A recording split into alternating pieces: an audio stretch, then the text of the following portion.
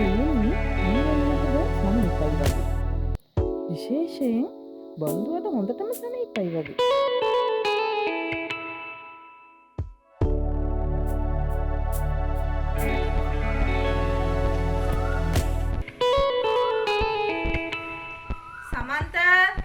සමන්ත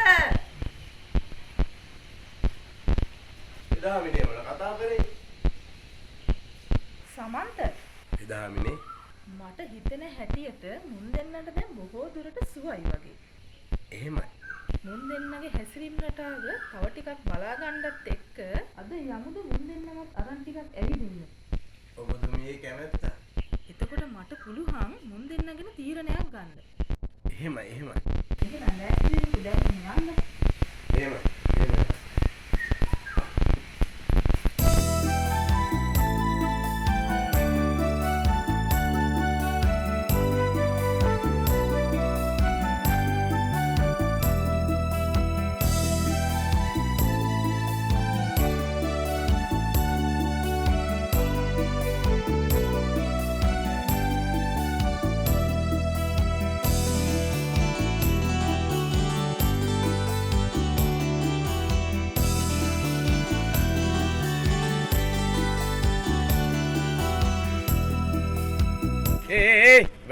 වැටෙයි. බලාගෙන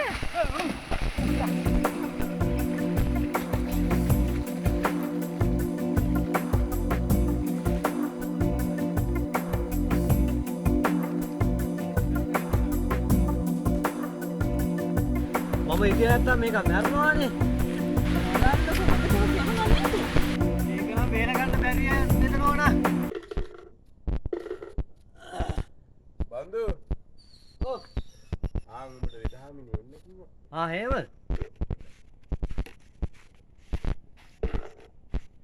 යා.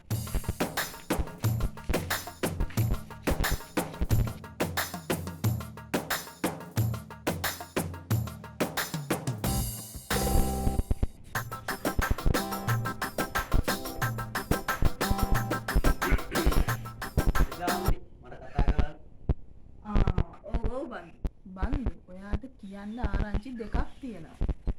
එයින් එකක් සුභ ආරංචියක්. හැබැයි අනික නම් අසුභ ආරංචියක්. එහෙමනම් වෙදාමිනේ මට ඉස්සල්ලාම සුභාරංචි කියලා ඉන්නු. හොඳයි. සුභ ආරංචිය තමයි අපි ඊයේ ඔයාගේ යාළුවාමයි ඇවිදින් එක් කරගෙන ගිහින් පරීක්ෂා කරා මතකද? මතක. ඒ පරීක්ෂණයේදී අපිට තේරුණා ඇත්තටම ඔයාට දැන් බොහෝ දුරට සනීපයි කියලා. එහෙමයි. මට දැන් සනීප. අන්න හරි. ඔයාට දැන් හොඳටම සනීප නිසා තවත් මෙහි ඉන්න අවශ්‍ය නැහැ. ඔයාට පුළුවන් අද ගෙදර යන්න. එතකොට වෙදාමිනේ අර මොකක්ද අර කිව්වා අසුභාරංචිය?